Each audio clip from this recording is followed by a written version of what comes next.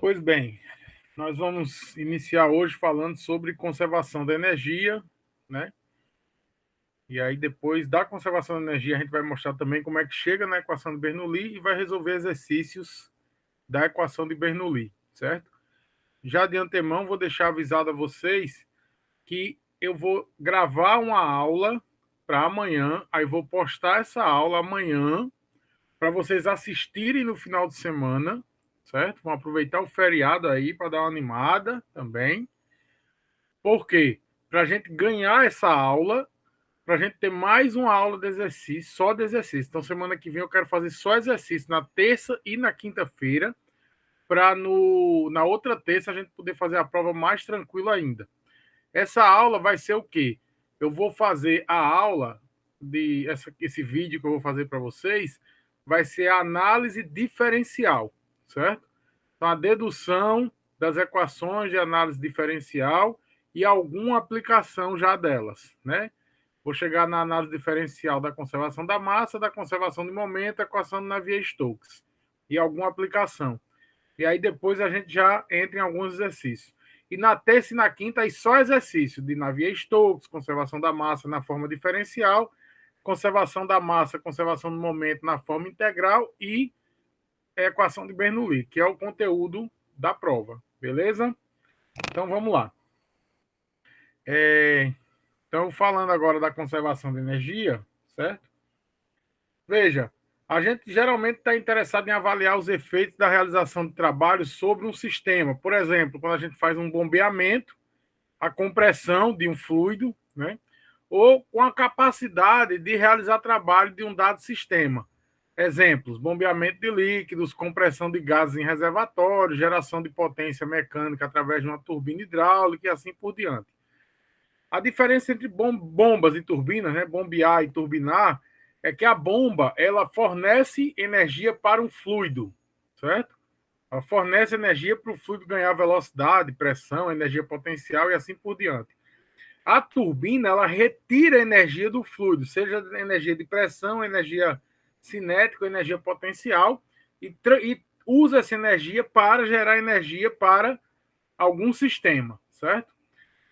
Bom, estimativas bem confiáveis de potência e de pressão estática da saída de uma pressão da saída de uma bomba para satisfazer a vazão demandada, vencer resistência de escoamento ao longo da tubulação e de suas conexões e dispor o fluido bombeado nos locais de sua utilização na pressão desejada resultam da aplicação da equação de conservação de energia, certo? Então, a conservação da energia estabelece que a variação da energia de um sistema somente pode ocorrer através de fluxos de energia através da superfície que contém a forma, que a contém, né? Sob a forma de calor e ou trabalho. Então, a variação de energia é dada por calor menos trabalho. Isso é a primeira lei da termodinâmica, certo? Então, a energia de um sistema ela é dada pela energia por unidade de massa multiplicado pela massa do sistema. Integrando isso, você vai ter integral de EdM. Só que dm, a gente já viu que para fluidos pode ser escrito como ρdV, certo? E esse Ezinho, que é a energia por unidade de massa, é o somatório de todos os tipos de energia. Em geral, a gente considera Uzinho, que é a energia interna, V ao quadrado sobre 2, que é a energia cinética, e GZ, que é a energia potencial. Se eu pegar o teorema de transporte de Reynolds, que a gente já trabalhou com ele para conservação da massa e conservação do momento, eu vou ter que dn dt é igual a derivada com o tempo da integral de eta rho dv mais a integral de eta rho vdA, certo? Para a energia, o N vai ser E maiúsculo, que é a energia do sistema, e o eta vai ser o E minúsculo, que é a energia por unidade de massa, ok? Então, dE dt será Q menos W. A gente já viu no slide anterior.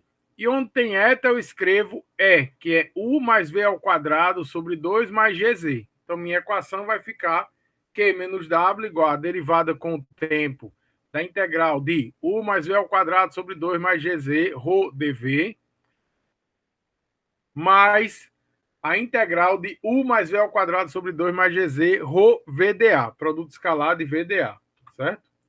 Então, minha integral, minha equação fica desse jeito, onde Q menos W é a taxa de variação temporal da energia total do sistema. A primeira integral representa a taxa de variação dentro do volume de controle, se ela é perdida por destruição ou gerada dentro do volume de controle.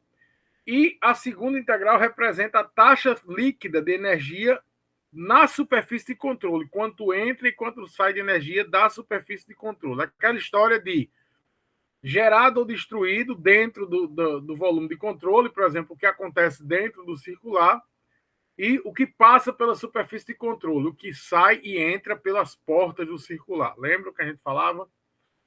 Então vamos lá. A gente também vai estabelecer aqui, a gente já fez isso lá em física, mas vai continuar fazendo aqui, que quando o calor se transfere para dentro do volume de controle, ele será maior que zero, positivo. E quando for para fora do volume de controle, ele será menor que zero, negativo. Já o trabalho, quando ele for realizado pelo volume de controle, ele é maior que zero. E quando ele for realizado sobre o volume de controle, ele é menor que zero. Se você esquecer, a referência é sempre a seguinte. Você lembra que trabalho é pressão vezes a variação de volume. Quando o volume aumenta, é porque o volume de controle está realizando o trabalho. O volume aumenta. Então, se o volume aumenta, é porque ele está realizando o trabalho. Então, o trabalho é positivo, certo? O volume final é maior que o inicial. E se o volume diminui, o volume final é menor que o inicial. Então, esse trabalho diminui, ele é negativo. E o calor é o inverso, certo? Bom, e o trabalho? Na verdade, existem vários trabalhos sendo realizados. São a somatória de 4 tipos de trabalho. O trabalho de eixo, o trabalho realizado por tensões normais, o trabalho por tensões cisalhantes e outros tipos de trabalho, por exemplo, trabalho elétrico, certo? Vamos descrever cada um deles. O trabalho de eixo é o trabalho realizado pelos equipamentos, como turbinas, bombas, compressores, etc. Nas turbinas ocorre produção de trabalho pela desaceleração de um fluido que provoca o movimento de suas partes internas giratórias, certo? Então, por exemplo, no hidrelétrica, o fluido passa, gira a turbina, que vai estar ligada a um dínamo, esse dínamo vai gerar um campo magnético, esse campo magnético vai ter as interações eletromagnéticas que vai gerar energia elétrica, e aí tem todo o sistema lá para poder gerar essa energia, certo? Já nos compressores e bomba, uma quantidade de trabalho ou potência é requerida para que seja imposto um aumento de pressão na corrente de fluido, que é o processo inverso, certo? O trabalho das tensões normais provoca deformações no volume de controle, que são provocadas por esforços normais que tendem a comprimir ou expandir o volume. Então, é sempre normal ao movimento do fluido, certo?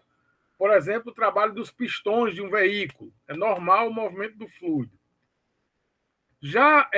Sim, aí esse trabalho aqui, ele tem uma fórmula de cálculo, certo? Mas essa fórmula de cálculo a gente não vai precisar dela, tá? Até porque muitas vezes a gente vai desconsiderar esse trabalho de tensão aqui.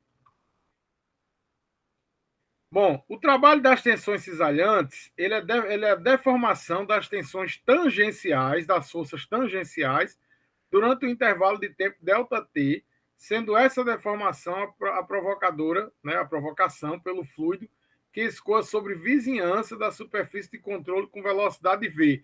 Essa aí, por sua vez, geralmente as tensões devido à fricção, certo? Por exemplo, que ocorrem em mancais, tá? Essas tensões cisalhantes, elas são resultado de fricção de um fluido, por exemplo, sobre uma superfície, ok? Também tem as equações aqui, mas a gente não vai calcular essas tensões, elas serão dados do problema, porque o mais importante para a gente aqui, se a gente quiser resolver problemas de conservação de energia, é a aplicação da equação básica na forma integral, não é a resolução da tensão cisalhante. Ok? Então, tem as equações aqui, mas nós não vamos calcular essas tensões. Outros tipos de trabalho estão relacionados com energia eletromagnética. E como eu já disse a vocês no começo do curso, eu não vou misturar equações de eletromagnetismo com fluidos aqui, ok? Então, é só para vocês saberem, geralmente são realizados por equipamentos como transformadores. O que eu estou querendo dizer para vocês é que aquela partezinha lá do W, né? O meu Wzinho aqui, ó, na verdade são 4 Ws, ó, tá? 4 Ws. E esse trabalho normal, ele, na verdade, o que tem lá como tensão normal, pode ser escrito como menos P V ρ, certo? E esse PV ρ, ele pode ser escrito para poder a gente reorganizar aqui, ó, onde eu tenho esse, tá vendo aqui onde tem PV ρ VDA, eu vou passar esse aqui, ó, onde tem menos trabalho normal, né? Vai ficar menos PV ρ DA, eu vou passar para o outro lado e ele vai aparecer junto com essa parcela aqui, U mais V ao quadrado sobre 2 mais GZ, certo? Ele vai aparecer agora aqui, ó. Por quê? Porque U mais PV, eu não sei se vocês vão lembrar lá de termodinâmica, lá da física, mas U mais PV, energia interna mais PV, é entalpia. Por quê? Porque muitas vezes é difícil determinar a energia interna, mas a entalpia é mais fácil de calcular, ou é mais fácil de se obter em tabelas. Então, agora, o valor da entalpia aparece lá do outro lado, né, no meu Ezinho, tá? Só que agora eu não tenho mais o trabalho normal aqui, apenas o trabalho de eixo, trabalho cisalhante e outros tipos de trabalho. Essa é uma outra forma de escrever essa equação. Ok? E aí vamos agora resolver um probleminha para vocês verem que também não tem nenhum bicho de sete cabeças nessa equação, certo? A figura mostra o esquema de uma bomba d'água que apresenta vazão em regime permanente de 0,019 metros cúbicos por segundo. A pressão na entrada é de 1,24 bar, para quem não sabe, um bar é praticamente a atmosfera, né? E o diâmetro do tubo de alimentação é 89 milímetros. Na descarga, o diâmetro é de 25 milímetros e a pressão é de 4,14 bar. A variação de elevação entre os centros das seções 1 e 2 é nula. Não existe diferença entre Z1 e Z2. E o aumento da energia interna específica da água associada com o aumento da temperatura do fluido é de 279 joules por quilo. Determine a potência necessária para o funcionamento dessa bomba, admitindo-a adiabática. Ok? Então, eu vou precisar, aí eu vou levar lá para o meu quadro. Para adiantar, eu já deixei as equações digitadas hoje para a gente fazer mais exercícios, certo? Então, vamos lá. Eu vou precisar dos valores das velocidades, então vou usar aquela velha equação de que vazão é velocidade vezes área. Então, daqui eu vou tirar, né? Deixa eu mudar esse sinal aqui, botar uma barra, né? E espaços aqui, apenas para que a gente veja que velocidade desculpa, que vazão é velocidade vezes, não, tá certo, aqui eu tinha feito, é lá embaixo que eu queria ver isso. Velocidade pode ser dado, né, por 4 vezes a vazão sobre πd ao quadrado, tá? Então, eu peguei os dados, está aqui, ó, 4 vezes 0,019, que é a vazão, o diâmetro da entrada, achei a primeira velocidade. O diâmetro da saída, achei a segunda velocidade, né? Se eu não errei nos cálculos aqui. Mas se eu errei, depois vocês corrigem, né? Ok? Então, achei as duas velocidades, V1 e V2. Peguei a minha equação, eu só fiz copiar a equação de lá, certo? Então, tá aqui. Vejam que eu não coloquei o trabalho normal, porque eu coloquei a entalpia. Por que eu coloquei a entalpia? Porque o problema me deu as entalpias. Só voltando lá, ó, o problema me dá aqui a variação. Não, o problema me dá a energia interna, né? Então, aqui eu vou ter que inserir um termo. Vou inserir logo aqui um termo. Trabalho normal. E aí aqui eu vou escrever U, certo? Energia interna. Eu até tinha escrito aqui embaixo o U corretamente.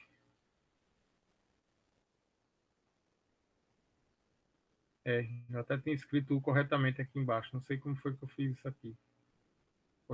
Estava digitando rápido, eu acho. Certo? Ok, tá ótimo. Então vamos lá. Então aqui eu tenho minha equação, certo? Com todos os dados. Aí vamos lá agora para o meu.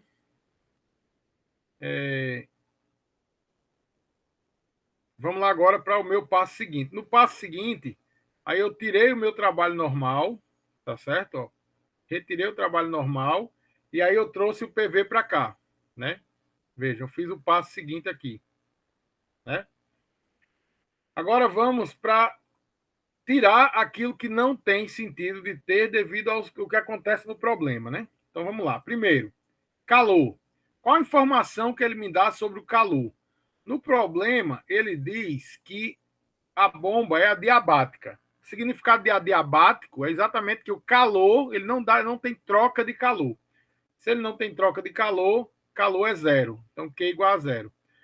Também não diz nada sobre trabalho de cisalhamento ou outros tipos de trabalho. Então, também será igual a zero. Ele só tem o trabalho de eixo, que na verdade é o que ele quer calcular. Certo? Ele também diz que o escoamento é permanente, porque ele não fala sobre transientalidade do problema. Então, ele também não diz nada disso, o problema é permanente, o escoamento. Então, essa primeira integral é zero, não existe variação com o tempo. O que eu preciso agora é só calcular entrada e saída para isso aqui.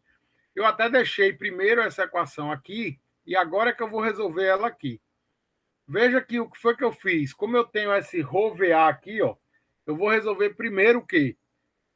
É uma entrada. Então, por ser uma entrada, ρVA vai ser negativo aqui. Então, menos ρ1 V1 a 1. Tá? Perfeito. E aí, eu peguei todo o termo, o 1 mais V1 ao quadrado sobre 2 mais GZ1 mais P1 V1. Peguei todos esses dados aqui, escrevi tudo 1. Certo? Aí, ρV2 a 2. Isso tudo é positivo porque é uma saída. E o 2 mais V2 ao quadrado sobre 2 mais GZ2 mais P2V2 negativo, porque se trata de uma... porque são dados que eu ainda vou pegar, certo? Então, aqui é positivo porque é uma saída. Aqui é negativo porque é uma entrada, ok? Aí vamos seguir em frente. Como eu não tenho... Eu sei que velocidade vezes área é a vazão, então eu vou colocar ρ permanece constante, então vou colocar ρ vezes a vazão em evidência, certo? Então, veja, eu coloquei menos ρQ aqui na frente, e aqui o sinal de mais eu troquei por menos, então eu coloquei menos ρQ em evidência, e aqui eu troquei o sinal por menos. Então, eu mantenho, né, o sinal bonitinho e coloco o ρQ em evidência. Por que eu fiz isso? Porque agora eu vou pegar aqui embaixo, ó, vou manter o ρQ separado, e aí vou fazer o 1 menos o 2, está aqui. V1 ao quadrado sobre 2 menos V2 ao quadrado sobre 2. Z1 e Z2 são iguais, porque ele disse que não tinha diferença de nível. E P1 menos P2, só que V1 e V2 são iguais, certo? Então, V eu coloquei em evidência. Aí agora eu vou substituir os dados. ρ é 1000, vazão 0,019. O 1 menos o 2, ele deu no problema que a diferença de energia é de energia interna de menos 279. As velocidades, ele também deu a diferença de 3,05 e 38,70. Né? Ele deu os valores. O V, esse V aqui, é o volume específico, que é o inverso da densidade. Então, 1 sobre 1000. E P1 menos P2, ele também deu no problema em bar. Eu transformo isso em Pascal, certo?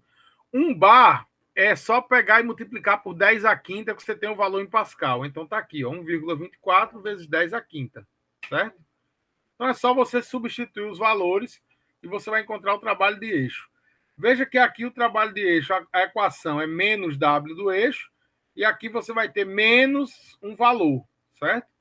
Então você vai encontrar o valor, né? Não sei se vai dar negativo, eu não fiz a conta, mas se ele der negativo, você vai ter um significado, se ele der positivo, vai ter outro significado. Voltando aqui, vamos só recapitular, né?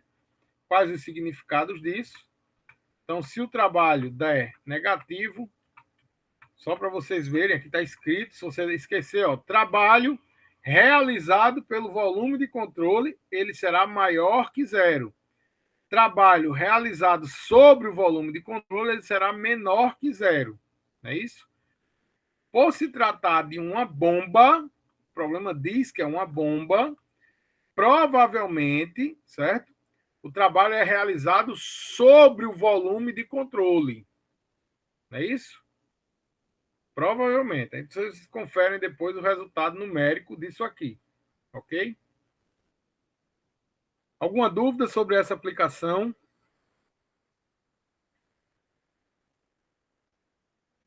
Logo depois, tem um outro probleminha aqui, ó. A 101 kPa, 21 graus, entre um compressor com velocidade desprezível. Essa velocidade de entrada é zero. Compressor geralmente é assim, a gente considera a velocidade de entrada zero.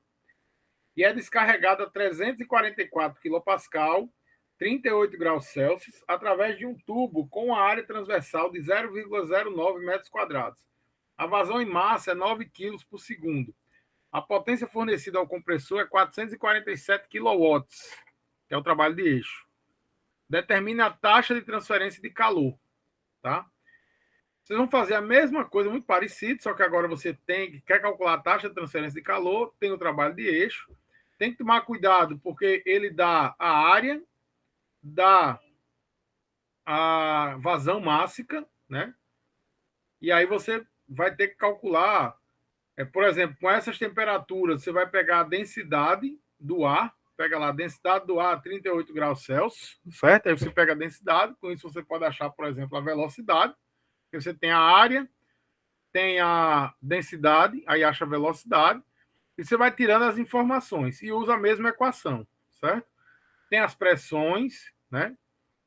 Com a densidade, você acha o volume específico, que é o inverso da densidade, e você pode ir completando as informações para chegar na sua equação, certo? Eu vou deixar essa questão aí para vocês tentarem fazer, ok? É importante que vocês possam tentar fazer essa questão para vocês exercitarem essa conservação da energia. Se tiverem dúvida, é só falar comigo, ok? Bom, eu falei para vocês que a equação de Bernoulli dava para chegar lá daquele jeito, da conservação da massa e do momento a partir da equação na forma integral, mas dá para chegar também na forma diferencial e dá para chegar da forma da equação de energia, certo? Considerações são as mesmas. É um regime permanente, os efeitos viscosos são desprezíveis, o fluido é incompressível e existe ausência de máquinas, ou seja, não tem trabalho de eixo, certo? E o calor é zero, tá?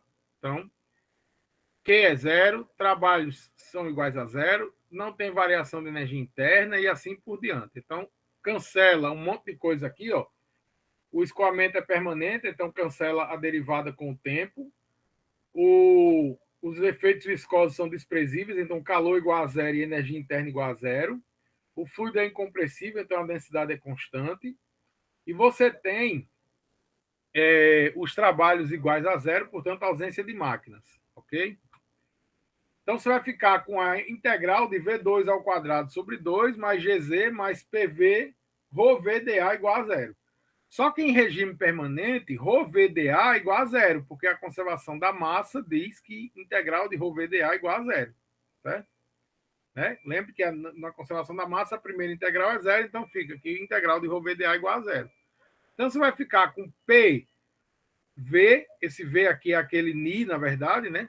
Então, P sobre Rho, porque isso é o inverso da densidade, mais GZ mais V ao quadrado sobre 2, integral disso, é igual a zero. Quando integra tudo, que já é aquela fase final lá da equação de conservação que a gente fez, então fica com P sobre Rho mais GZ mais V ao quadrado sobre 2 igual a uma constante, que é a equação de Bernoulli, certo?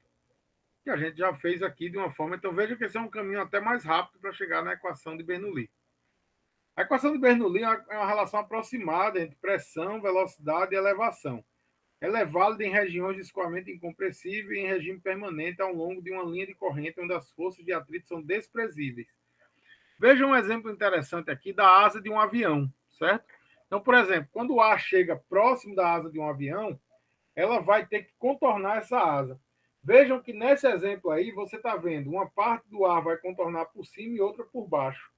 A gente desconsidera a diferença de nível aí, praticamente não há diferença de nível, tá? O que acontece aí é que esse ar que passa por cima e esse ar que passa por baixo, ambos têm que chegar na parte traseira do avião no mesmo tempo. Porque se eles não chegam no mesmo tempo, eles vão provocar um redemoinho devido à diferença de pressão, né, lá atrás. E esse redemoinho vai fazer o avião girar no ar, certo? Então, o que acontece? Veja que o que voa por cima da asa, se a asa tiver com o flap virado para baixo, por exemplo, o ar que voa por cima da asa do avião, ele percorre uma distância maior num tempo menor, certo? Só para vocês entenderem isso. Quando o flap está virado para cima, aí quem tá por baixo precisa percorrer uma distância maior num tempo menor, certo? Então, o princípio da conservação de energia em sistemas que não envolve nenhuma conversão entre energia mecânica e térmica, ausência de perdas por atrito, nos leva à seguinte questão. Pressão sobre ρ é energia de escoamento. Energia cinética é V ao quadrado sobre 2. E Gz é a energia potencial. Então, a equação de Bernoulli nada mais é, fazendo um enunciado dela, que a soma das energias cinética, potencial e de escoamento de uma partícula de um fluido é constante ao longo de uma linha de corrente. Durante o seu escoamento, em regime permanente, quanto os efeitos de compressibilidade e de atrito são desprezíveis. Então, se uma partícula perde energia de escoamento, essa energia ou é transformada em energia cinética, ou é transformada em energia potencial, ou ambos. Se uma partícula perde energia de escoamento e energia cinética, obrigatoriamente essa energia é transformada em energia potencial. E assim por diante. Você tem que fazer o balanço entre essas energias, certo? Sob a luz da segunda lei de Newton, a equação de Bernoulli também pode ser vista como o trabalho realizado pelas forças de pressão e gravidade sobre uma partícula de fluido é igual ao aumento da energia cinética da partícula. E assim por diante. Você pode brincar com todas essas variações possíveis aí, certo? Então, pensando nisso, vamos imaginar aqui o seguinte. Considere o escoamento de água, né? Mostrado na figura abaixo, a força aplicada no êmbolo da seringa produzirá uma pressão maior do que a atmosférica no ponto 1 do escoamento. A água escoa pela agulha, ponto 2, com uma velocidade bastante alta e atinge o ponto 3. No topo do jato, discuta utilizando a equação de Bernoulli a distribuição de energia nos pontos 1, 2 e 3. Certo? Então, olhando para a figura, você vai ver o seguinte: no ponto 1, o que é que acontece? Em termos de energia cinética, ali você tem uma seringa, né? No ponto 1, vocês concordam que a velocidade desse ponto 1 é muito baixa? Baixa quando vocês discordarem, vocês abrem o microfone aí, tá certo? A velocidade é muito baixa no ponto 1. Ocorre, então, se a velocidade é baixa, a energia cinética é baixa. Tá? A energia potencial, ela será zero, porque eu estou considerando que esse meu ponto 1 é o ponto mais baixo do meu sistema. Então, isso vai ser minha referência zero. Então, minha energia potencial será zero. Pela própria equação de Bernoulli, se a energia cinética é pequena e se a energia potencial é zero, a energia de pressão tem que ser muito grande, certo? E aí, olhando para a minha figura, eu vou ver que a seringa é onde está toda a pressão praticamente, né? O fluido que está dentro da seringa está sofrendo a pressão que eu estou exercendo através de força no êmbolo, tá? No ponto 2 é no ponto imediatamente na saída do, da seringa. Nesse ponto, a energia cinética é a maior possível, porque é a maior velocidade que eu tenho ali, tá? Que é a saída do jato. Percebam que é ali onde eu tenho o menor diâmetro de tubulação. Então, ali é a maior velocidade que eu tenho. Então, a energia cinética é grande. Já a energia potencial, ela será maior que no ponto 1, mas ainda não será tão grande quanto lá no ponto máximo de altura, porque ali sim a energia potencial será máxima, né? Então, a energia potencial é pequena. E a pressão ali será zero, porque eu tenho pressão atmosférica e a pressão manométrica é zero. Certo? Já no ponto 3, que é o ponto mais alto, naquele ponto, o meu fluido ele para, né? Ele atinge velocidade zero. Então, minha energia cinética será zero.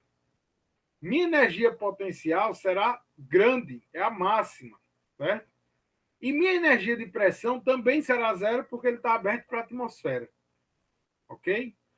Então, eu tenho essa configuração, um exemplo simples de uma seringa jogando água para cima. Ok? Outro exemplo, que é uma questão de concurso também, para que as previsões da equação de Bernoulli sejam corretas, é necessário que o fluido em escoamento tenha. Essa aqui é mais uma questão de eliminação de coisas incorretas. Veja, obrigatoriamente a densidade tem que ser constante?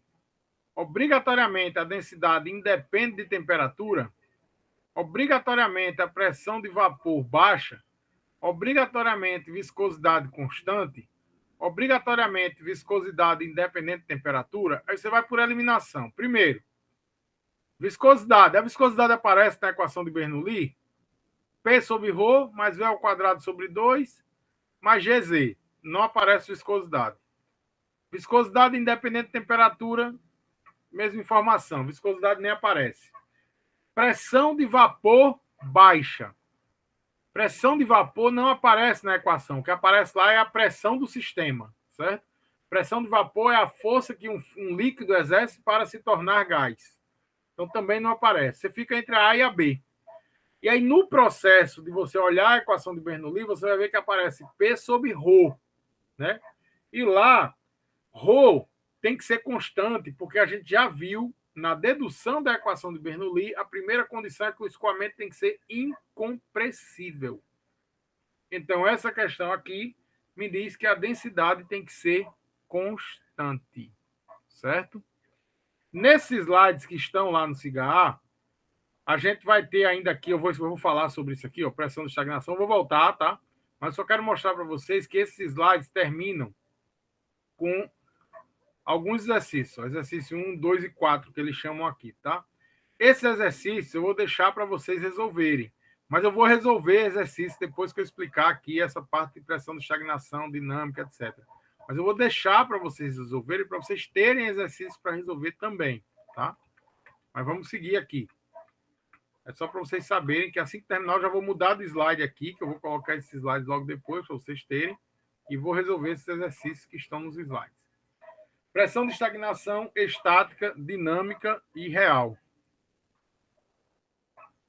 Não, não é só também pelas atividades, as presenças. As atividades, lá os questionários, etc. Pressão de estagnação estática, dinâmica e total. Cada um dos termos da equação de Bernoulli tem unidades de pressão quando escrita na forma acima. Assim, cada uma dessas quantidades representa alguma pressão no nosso estudo. Então, a equação de Bernoulli, ela é, na verdade, se você multiplicar ela do jeito que a gente escreve, P sobre ρ, etc., por ρ, ela será a equação de pressão. Assim como, se você dividi-la por G, ela será a equação de metros. Se você multiplicar por vazão mássica, ela será a equação de watts. Então, ela dá para mexer muita coisa nela, basta você multiplicar por um termo, certo? A pressão, só para vocês entenderem quais são as pressões estática, de estagnação, dinâmica e total, certo? A pressão estática, o que é pressão estática? Pressão estática é essa pressão que você sente naturalmente no seu corpo quando não tem nenhum vento, nenhuma movimentação de fluido. Então, por exemplo, se tem uma piscina com água parada, você entra nessa piscina com a água parada, essa pressão que você sente quando está debaixo da água a mais é a pressão estática da água parada. Então, essa pressão que você sente naturalmente, que é a pressão de uma atmosfera, só do vento, de não ter vento, é a pressão normal. Mas essa, quando eu falo para as pessoas, dificilmente as pessoas entendem, porque é a pressão normal que você sente. Mas se você mergulhar numa piscina profunda de 2, 3 metros, você sente uma pressão maior no seu corpo. E se não tiver movimentação da água, essa pressão que eu chamo é o que nós chamamos de pressão estática, certo? Mas a pressão dinâmica, tá? A pressão dinâmica é a pressão devido ao movimento do fluido, tá? Quando você está numa ventania ou então numa correnteza, né, de água, você está submetido à pressão dinâmica. Só que ali o que você sente não é só a pressão dinâmica. Você sente a soma da dinâmica com a estática, tá? Que essa é a pressão total. A pressão total é devido à soma da dinâmica com a estática. Então, quando você está andando, não sei se vocês já depararam com isso, quando você está andando na rua numa ventania muito forte, essa pressão que você sente é a soma da dinâmica com a estática. A dinâmica é aquela devido apenas à movimentação do fluido, a estática é aquela devido ao fluido se ele tivesse completamente parado, certo? E como é que eu faço para medir uma e outra, certo? Se você quiser medir a pressão total, basta você colocar um medidor de pressão frontalmente ao tá lá no grupo não, o endereço das aulas tá lá no SIGA, tem um link para o canal do YouTube, certo? E aí lá tem a sequência, tem todas as aulas no canal do YouTube tem assim, encontro, fluidos e a data. Professor, Ah. Essa da estagnação eu não entendi. Não falei de estagnação ainda não. Ah, tá. Porque o senhor falou da estática e a dinâmica até agora, então, não foi? E a total. Certo. Que é a soma das duas. Certo? Eu vou falar da estagnação ainda. Então, a pressão total é a soma dinâmica mais estática. Como é que eu faço para medir as duas, certo? Primeiro eu vou medir, na verdade, a total. A pressão total ela é medida como? Eu coloco um medidor de pressão frontalmente ao movimento do fluido. Eu estou somando as duas, certo? Então, eu estou medindo ali a pressão estática e a dinâmica. Então, imagine que você está de frente para uma porta por onde corre o vento. Você coloca um medidor frontal a essa porta, tá? Mede a pressão total. Se eu quero medir a pressão estática, eu coloco o medidor lateral a essa porta, certo? Ortogonal a essa porta. Porque aí ele não vai pegar a medida frontal, ele vai pegar a medida lateral. Ele vai pegar não a medida frontal, mas a lateral. Ele vai pegar só a estática. Porque ele vai pegar um corte de 90 graus, certo? Aí eu tenho a total e a estática. Como eu sei que a total é a estática mais a dinâmica, por diferença eu tiro a dinâmica. É impossível medir só a dinâmica. Entenderam? Então eu coloco o medidor frontal, tá? Frontal para medir a minha total, lateral para medir a estática. E por diferença eu tiro a dinâmica. O nome do medidor frontal, em geral, chama-se tubo Pitot, P-I-T-O-T, tá? E o medidor estática, por criatividade, o nome do tubo é estática, tubo estática, certo? Então, na verdade, hoje em dia, os equipamentos são combinados, porque o cara mede logo os dois ao mesmo tempo. Então, hoje, o equipamento chama-se tubo Pitot estático, tá? Ele é um tubo que ele está frontal e aí tem uma medida lateral também. E leva para o mesmo medidor, na verdade. Certo? Aí lá ele faz a medida conjunta do tubo pitot estático. Ok? Entenderam? Total, dinâmica e estática. E o que é a pressão de estagnação? Imagine que você tem uma ventania entrando pela janela da sua casa e você não quer mais que esse vento entre na janela da sua casa. O que é que você vai fazer? Fechar a janela da sua casa. O que é que acontece com o vento quando ele chega na janela da sua casa? Ele vai bater na janela da sua casa e vai parar, certo? Quando ele para, automaticamente ele vai sofrer estagnação, tá? Essa pressão agora ali vai ser máxima e a velocidade zero. O que é que acontece? Um pouco antes daquele ponto, você tem uma certa pressão e uma certa velocidade. Olhando para a equação do Bernoulli.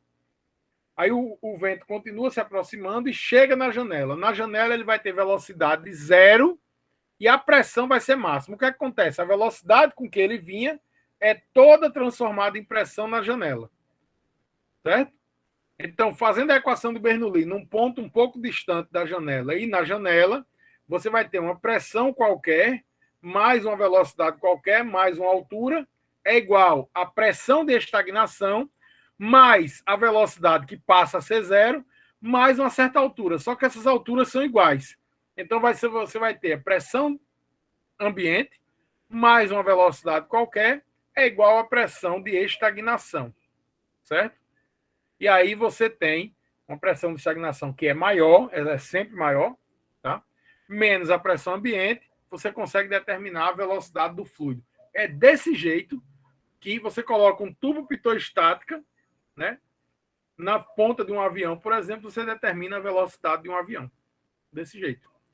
Simplesmente com um tubo pitot estática. Nesse tubo pitot estática, você tem um anteparo, o fluido vai ter que parar, o ar vai ter que parar nesse tubo pitot estática, e aí você vai determinar a velocidade do ar, portanto, a velocidade do avião no contrafluxo.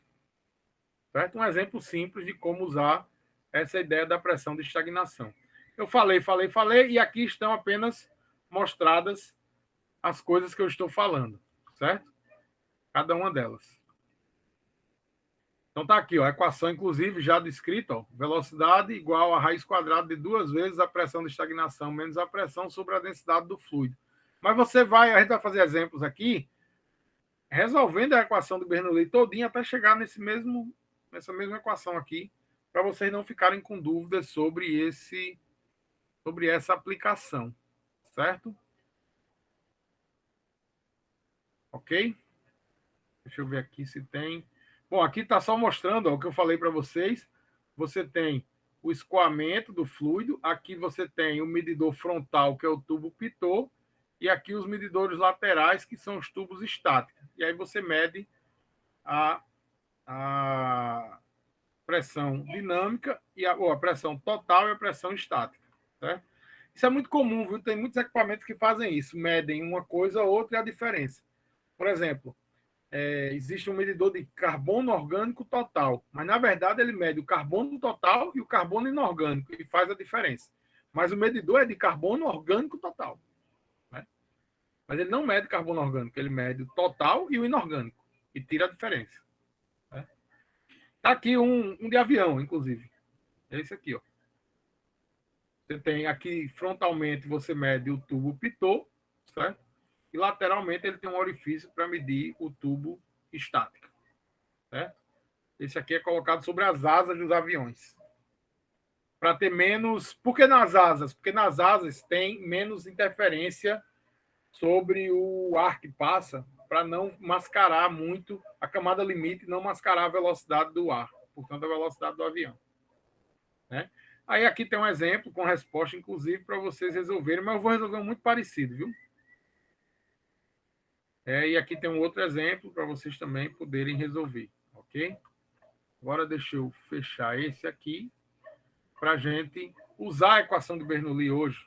Tá? Então vamos lá. Aqui tem um exemplo de uso da equação de Bernoulli. Um bocal está acoplado na ponta de uma mangueira de incêndio com diâmetro interno de 100 milímetros. O bocal é de perfil liso e tem diâmetro de saída de 10 milímetros. Este escoamento pode ser tratado como incompressível, permanente, sem perdas ao longo de uma linha de corrente. A pressão de projeto na entrada do bocal é 81 kPa. Determine a vazão volumétrica máxima que este bocal pode fornecer. Então, você tem 100 milímetros na entrada, 10 milímetros na saída, pressão de 881 absoluta, né? Determine a vazão volumétrica máxima que este bocal pode fornecer. Então, vamos lá. Então, problema 1. Então, eu tenho aqui a minha equação de Bernoulli, ponto 1 e ponto 2, né? Deixa eu subir até lá em cima. Veja, olhando para o meu, pensando no meu problema, como é um bocal, Z1 e Z2 são iguais. E a pressão na saída é a pressão atmosférica, então ela será zero. Aí eu já trouxe para cá, ó, Z1 e Z2 são iguais e P2 igual a zero. Então eu vou ficar com P1 sobre ρ mais V1 ao quadrado sobre 2 igual a V2 ao quadrado sobre 2. Certo? Então, daqui eu vou olhar que V1A1 é igual a V2A2, certo? V2A2 é igual a V1A1. Aí ele fala no problema que o diâmetro é 10 para o segundo para a saída e 100 para a entrada. Posso usar os diâmetros em milímetros mesmo, porque aí vai cancelar, né? 10 e 100. Se aqui é 10, 10 ao quadrado dá 100, 100 ao quadrado dá 10.000, 10.000 sobre 100 dá 100, então V2 é 100 vezes V1, certo? Substituindo aqui, eu vou ficar aqui, ó, eu coloquei 881 propositalmente, porque é um erro que se comete muito. Aqui, ó, 881 é absoluto, eu preciso trabalhar com manométrico. Então, eu vou corrigir agora para 781, certo? Aí aqui embaixo, 781, 781. Sobre 1.000, que é a densidade da água, então P1 sobre ρ1, mais V1 ao quadrado sobre 2, né? Eu trouxe desta equação aqui, certo? Então, sobre, aí aqui, V2 ao quadrado sobre 2, só que V2 a gente viu que é 100 vezes V1, né? Então, trazendo aqui para baixo, eu só organizei, trouxe V1 para o outro lado. 100 vezes ao quadrado dá 10.000, 10.000 menos 1, 9.999, né? Esse valor 0,42 era o valor se eu tivesse 881, se eu não me engano. Mas deixa eu ver se... Não, eu acho que eu já corrigi isso. Deixa eu ver aqui. 781 vezes 2 dividido por 9.999. E aí falta tirar a raiz quadrada, né? Então, elevado a 0,5. É isso mesmo, 0,395. Deixei aqui para mostrar que dava um errinho. 0,395. Então, aqui eu corrijo para 0,395, certo? E aí, como a gente sabe que vazão é isso aqui, eu já sei, inclusive, aqui eu sei, eu lembro. Isso não dá 0,0033, dá, na verdade, 0,003, certo? Por causa dessa diferença aqui, 0,395, aqui ia dar 0,42, lembram, né? Então, só um errinho aqui, ó, que eu não tinha colocado o valor manométrico e sim absoluto, ok? Então, aplicação rápida da equação de Bernoulli, determinação, por exemplo, da vazão que é possível com uma mangueira em um bocal, né? Conhecendo a pressão da mangueira, certo? Alguma dúvida sobre essa aplicação? Não tendo, então vamos para a segunda questão. Essa segunda questão ela é importante porque aqui eu vou agora ampliar um pouquinho a minha equação de Bernoulli, tá certo? A vazão da bomba instalada no caminhão mostrado na figura abaixo, ela é 0,035 metros cúbicos por segundo. O jato de bomba de água lançado para a atmosfera pelo caminhão deve alcançar a altura de 45 metros acima do hidrante. A pressão manométrica da água da seção de alimentação da mangueira, que apresenta diâmetro igual a 50 milímetros, é 105 kPa.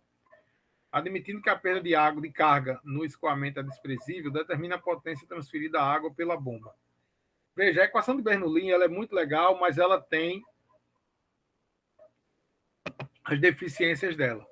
Quando existem equipamentos, que é o caso de bombas ou turbinas, e a gente vai aprender na terceira unidade que a gente precisa incorporar também perdas de carga, certo? Para ela ficar completa. Então a gente precisa fazer correções. Essas correções são incorporadas com complementos da equação. Então, eu já vou agora mostrar para vocês um complemento importante, que é exatamente a incorporação desses dois elementos aqui, ó. As potências de bombas e turbinas. A potência da bomba sempre aparece do lado esquerdo, porque ela fornece energia para o fluido, certo? E a potência da turbina aparece do lado direito, porque ela retira energia do fluido, ok?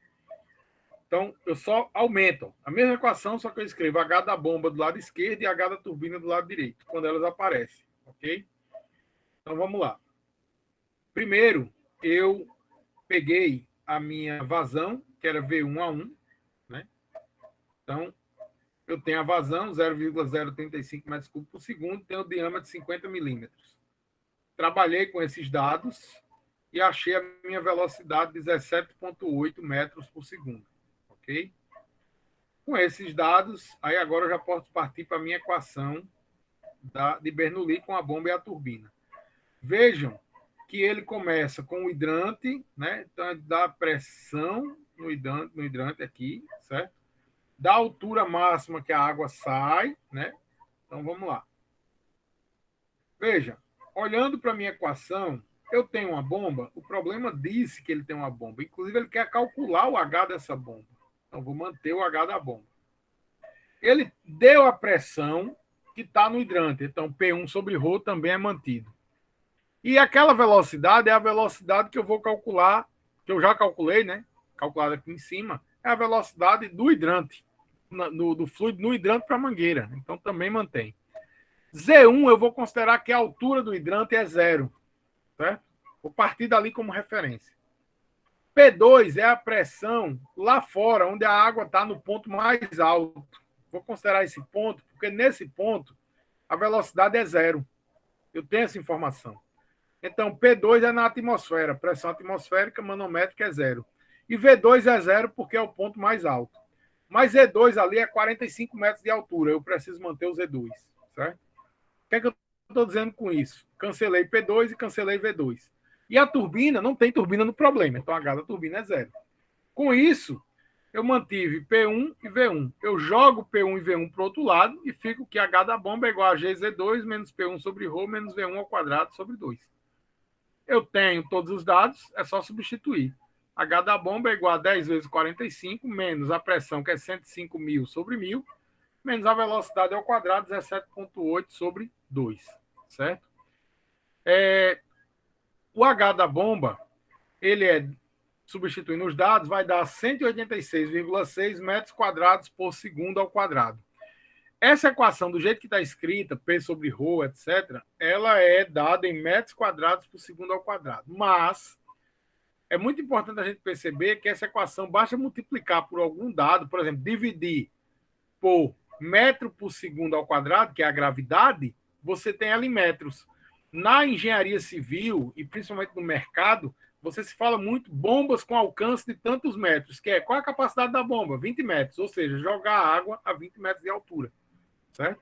Isso é um linguajar muito comum no mercado. Tá?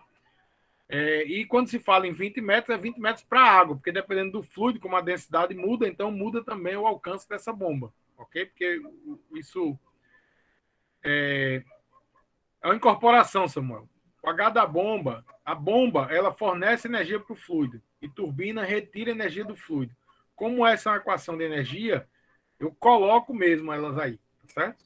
São incorporações na equação. Assim como na terceira unidade, eu vou incorporar também retiradas de energia do fluido, que são as perdas de carga do lado direito, certo? São incorporações mesmo, porque são identificações experimentais de que a gente tem retirada ou colocação de energia no fluido, tá bom? Não é uma dedução de como chega a isso, não há uma dedução. São observações experimentais. Tá? Então, outra observação que a gente tem é que de metro quadrado para segundo ao quadrado existe uma forma de você chegar em joules por segundo, que é o watts. Se você lembrar, joules por segundo é Newton vezes metro por segundo, tá aqui embaixo. Tá? E Newton vezes metro pode ser escrito como quilograma vezes metro por segundo ao quadrado vezes metro por segundo. Ou seja, Newton é quilograma vezes metro por segundo ao quadrado, tá aqui, ó, certo? E metro por segundo, né? Como eu tenho metro ao quadrado por segundo ao quadrado, se eu multiplicar por quilograma por segundo, né? Então, multiplicar esse de cima por quilograma por segundo, eu tenho watts. Só que quilograma por segundo é vazão mássica. Vazão mássica é densidade por vazão volumétrica. Então, é isso que eu vou fazer aqui embaixo. Multiplicar o valor que eu tinha pela densidade e pela vazão volumétrica. Eu vou chegar a uma potência de 6.530 watts. Certo? Então, esse é o resultado, que eu não tinha marcado aqui de amarelo ainda, mas esse é o resultado do meu problema. Certo? Alguma dúvida sobre esse?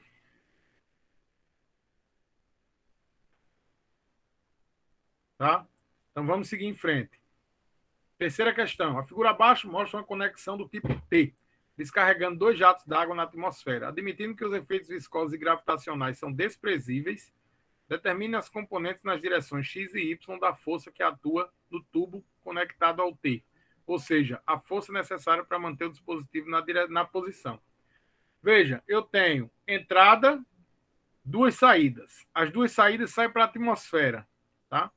Desconsiderar os efeitos gravitacionais e os viscosos. Primeira coisa, achar a velocidade na entrada.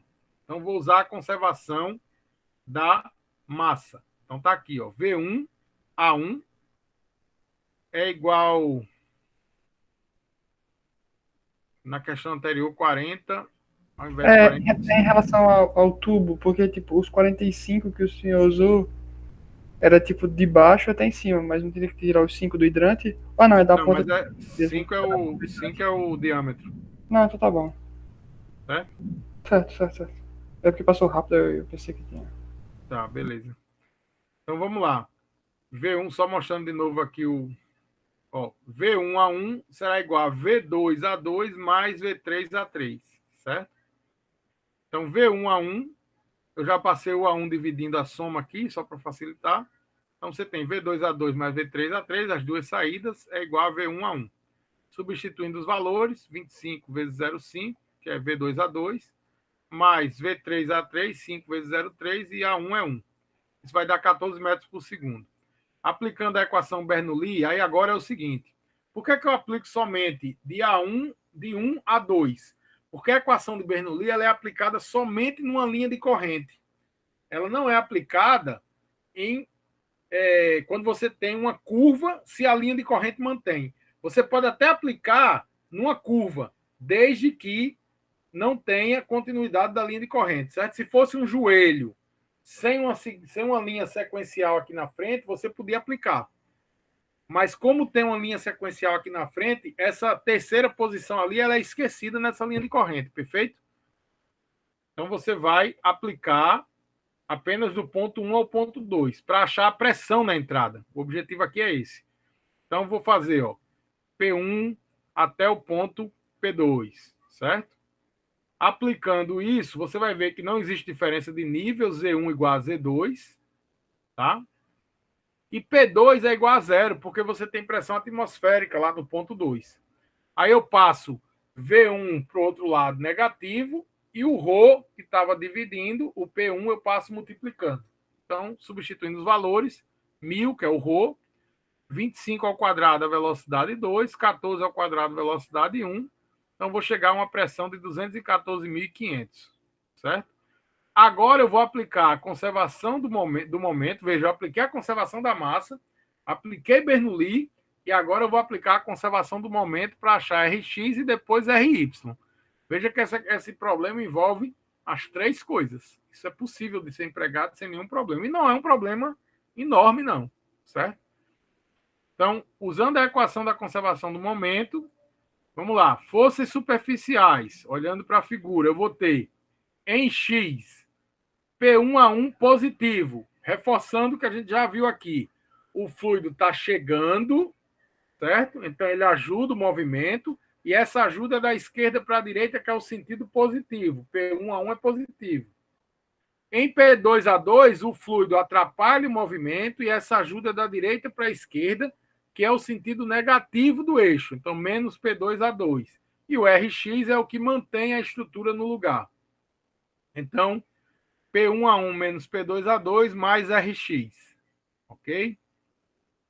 Agora vamos ver a integral, né? Porque FB é zero e a primeira integral, dependendo do tempo, também é zero, porque o escoamento é permanente. V1, positivo. Rho V1A1 é uma entrada, esse conjunto é negativo. V2, positivo. Rho V2A2 é uma saída positivo, certo? Então, V1 positivo, Rho V1A1 negativo. V2 positivo, Rho V2A2 positivo. Aí eu só P2A2 é zero, porque você tem pressão atmosférica, certo? Aí eu agora vou só passar o P1A1 negativo, e aí depois é só substituir os valores, você vai chegar no valor de Rx. Fazendo a mesma coisa para o RY, você vai ter forças superficiais, mais forças de campo, etc. Essas duas parcelas aqui são iguais a zero, porque ele mandou desconsiderar as forças gravitacionais, então FB é zero. Derivada com o tempo também é zero, porque o escoamento é permanente. Forças superficiais na direção Y. Eu tenho, lá em 3, no ponto 3, eu tenho P3A3 atrapalhando o fluxo de cima para baixo. Então, P3A3 é negativo e o RY segurando o fluxo, certo? Então, P3A3 negativo mais RY. E V3 aponta para cima, positivo, e Rho V3A3 é uma saída positivo. Então, você tem aqui Rho V3A3 positivo, V3 apontando para cima. Passando para o outro lado, P3A3 é zero, porque P3 é zero, né? A pressão é atmosférica. Então, você tem que RY igual a V3, Rho V3A3. Certo? Ok? Vamos em frente. Alguma dúvida? Então, vamos lá. Questão 4. Projeto moderno de aviões exige uma sustentação devido à força do ar passando pela asa de cerca de 18.000 newtons por metro quadrado.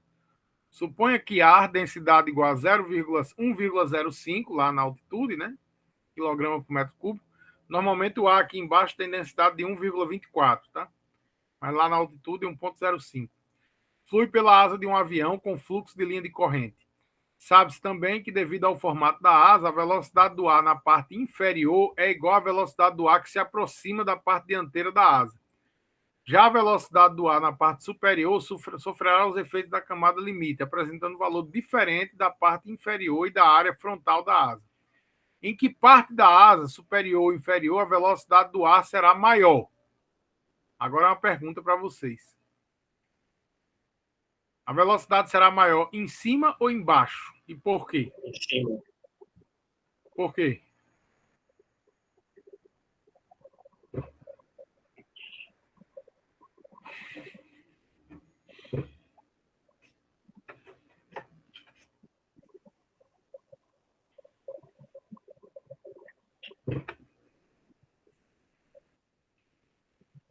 Tenho medo de errar, não. E aí, alguém é para ajudar?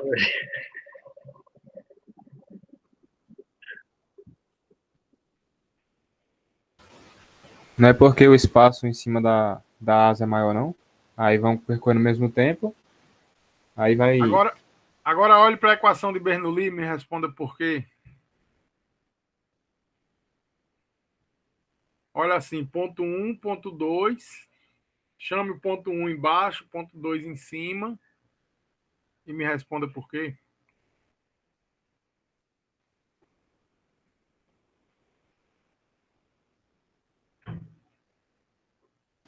Não sei, professor. Para o avião ficar sustentado, vocês concordam que a pressão embaixo tem que ser maior do que em cima? Sim, eu sei que é por causa da diferença de pressão, só que eu não tô entendendo aí o. Olhe para a equação de Bernoulli. Ponto 1 embaixo, ponto 2 em cima. É porque se tiver diferença de velocidade, algum outro fator tem que compensar na fórmula, que nesse caso é a pressão, não é isso?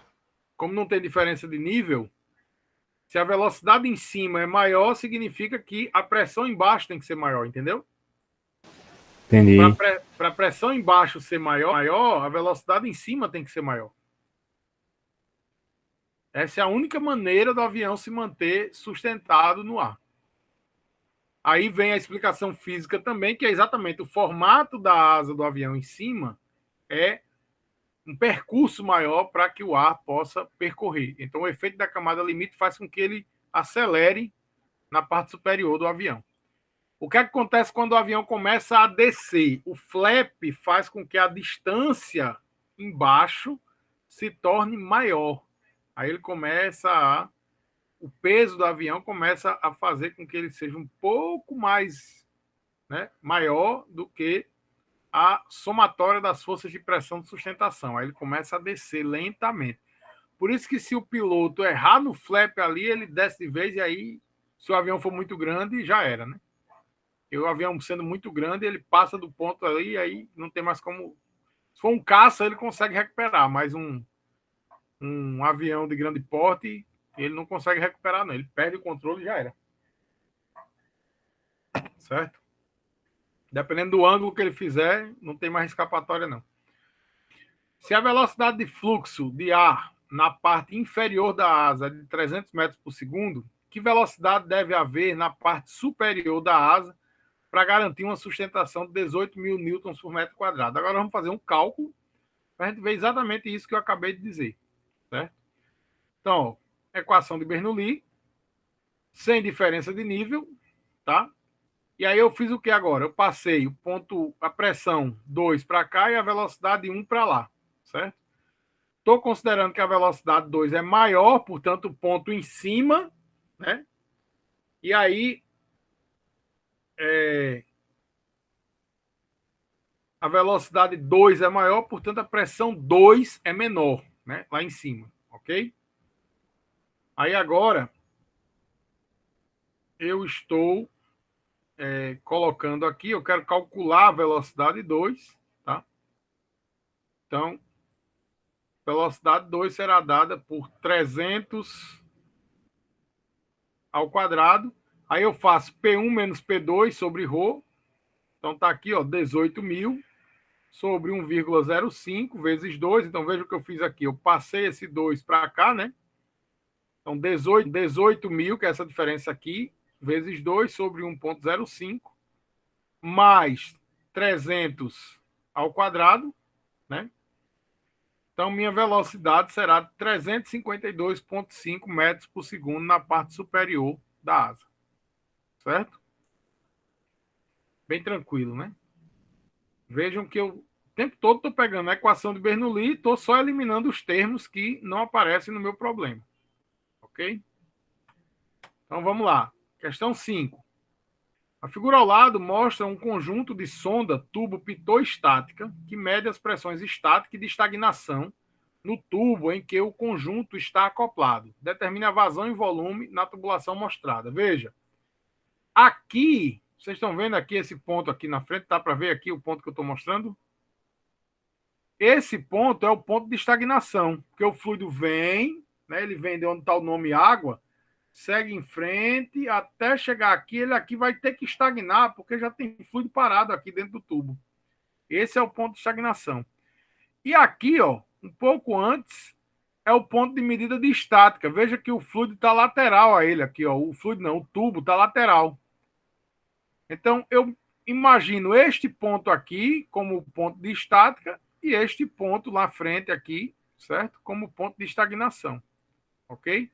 Então, esse ponto de estática eu estou chamando de ponto 1 e o ponto de estagnação de ponto 2, tá bom? Aí agora eu vou para o meu quadrinho aqui. Ponto 1. P1 sobre ρ, tal. O que acontece? Eu não tenho diferença de nível entre os pontos 1 e 2. E no ponto de estagnação, que é o ponto 2, minha velocidade é zero. Então, vou ficar com V1 ao quadrado sobre 2 é igual a P2 menos P1 sobre o ρ da água, né, que é o fluido que está passando. Certo? Só faço passar esse P1 para o outro lado. V1 se mantém aqui, Z1 igual a Z2. Tá? Só que eu preciso agora achar que diferença é essa de P2 menos P1. Aí eu vou ter que fazer o meu circuito manométrico aqui. Ó. Partindo de P1, eu vou subir X na água, subir 2,5 nesse fluido manométrico, descer 2,5 na água, descer X na água e chego no ponto 2. Tá? Então, vou escrever isso aqui. Ó. P1 menos subir X na água, menos ρ da água GX, subir 2,5 no fluido manométrico, menos ρ manométrico G 2,5, desci 2,5 na água, ρ da água G 2,5, desci X na água, ρ da água GX, igual a P2. Aí vocês vão ver que eu vou cancelar G da água aqui, X, e G da água, X, e vou passar o P2 menos P1, vai ser igual a ρ da água menos ρm. Vou trazer a equação de novo para cá, e aí agora eu vou escrever, ó, V1 ao quadrado sobre 2, P2 menos P1 é isso aqui. Eu vou trazer isso para cá e passar o 2 multiplicando. Então vai ficar V1 igual a raiz quadrada de 5G, ρ da água menos ρm sobre ρ da água. Escrevo aqui os valores e vou ficar com V igual a 2,24 metros por segundo. Aí lá no problema ele me deu o diâmetro, 0,08 do tubo. Eu venho aqui agora, substituo esses dados e vou encontrar a vazão de 0,011 metros cúbicos por segundo. Certo? Também uma aplicação direta de um tubo pitot-estático. Ok? Questão 6. Um outro tubo pitot-estático é usado para medir a velocidade do ar na condição padrão num ponto de escoamento, a fim de assegurar que o escoamento possa ser considerado incompressível. Para cálculos de engenharia, a velocidade deve ser mantida em 100 metros por segundo ou menos. Determine a deflexão do manômetro em milímetros de água que corresponde à velocidade máxima desejada. Então, vou aplicar, de novo, a equação de Bernoulli para uma situação dessa. Não tem diferença de nível, Z1 igual a Z2. Nesse caso, eu tenho a velocidade, né? Vou considerar que a minha velocidade 1 é 0, velocidade 100 metros por segundo, a velocidade 2. P1 é o que eu quero calcular, P2 seria 0, né? Ele não tem a diferença de pressão. Então vai ficar só que P1 igual a ρv ao quadrado sobre 2. Substituo os dados e vou achar uma pressão de 6.200 Pascal. Só que ele quer essa altura em milímetros de água. Então, eu vou usar a velha equação de P igual a ρgh para saber qual seria a altura em milímetros de água. Então, H igual a P sobre ρg. Substituo aqui e vou encontrar... Aqui falta um igual, né? 620 milímetros de água. Certo? Bem simples essa questão. Só esse detalhe aqui, depois você usar o P igual a ρgh. Ok? Questão 7. Água escoa na contração axissimétrica, ou seja, simétrica pelo eixo, né? Mostrada na figura ao lado, determina a vazão em volume na contração em função de D, sabendo que a diferença de alturas no manômetro é constante e igual a 0,2 metros. Você tem aqui essa situação, só que agora o ponto 1 é o ponto de estagnação e o ponto 2 é o ponto com a medida de estática, certo? O que é que tem de diferente? Aqui no ponto de estagnação, a pressão é determinada por uma coluna de fluido que é dada por um valor H. E no ponto de estática, a coluna de fluido é H menos 0,2, certo? Então, aplicando aqui agora, eu vou usar de novo a equação de Bernoulli. Lembrando, no ponto de estagnação a velocidade é 0, então no ponto 1, V1 igual a 0. Z1 e Z2 estão no mesmo nível, então minha equação vai ficar reduzida a P1 sobre ρ é igual a P2 sobre ρ mais V2 ao quadrado sobre 2. Aí eu vou olhar lá, lembrar aqui, no ponto 1, a pressão 1 é ρgH, e no ponto 2 é ρgH menos 0,2. Então, eu vou escrever P1 como sendo ρgH e P2 como sendo ρgH menos 0,2, certo? A partir disso, eu vou apenas rearranjar, trazendo o ρgH menos 0,2 com sinal negativo. Aí vai ficar ρgH menos ρgH, menos com menos, mais ρgH, ρg 0,2. Cancela ρgH com ρgH, vai ficar ρg 0,2 sobre ρ, V ao quadrado sobre 2. Rho cancela com Rho, vai ficar V2 igual a raiz de 2G 0,2. Portanto, V vai igual a 2 metros por segundo. Usando que vazão é velocidade vezes área, ele quer em função de D, porque ele disse que o diâmetro é D, né? Ele disse que o diâmetro é D aqui, ó. Então, eu vou aqui substituir simplesmente que vazão é velocidade πd ao quadrado sobre 4. Então, vazão vai dar πd ao quadrado sobre 2, certo? Finalmente, o problema 8. Esse problema 8 é um problema que eu antigamente colocava ele na prova final, no exame final, e que nunca ninguém acertou ele por inteiro no exame final. Nunca.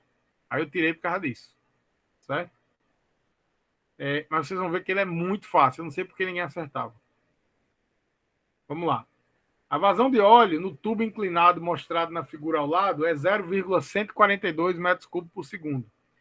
Sabendo que a densidade relativa do óleo é igual a 0,88 e que o manômetro de mercúrio, aí dá a densidade relativa 13,6, indica uma diferença entre as alturas das superfícies livres do mercúrio igual a 914 milímetros, determine a potência que a bomba transfere ao óleo. Admita que as perdas de carga são desprezíveis.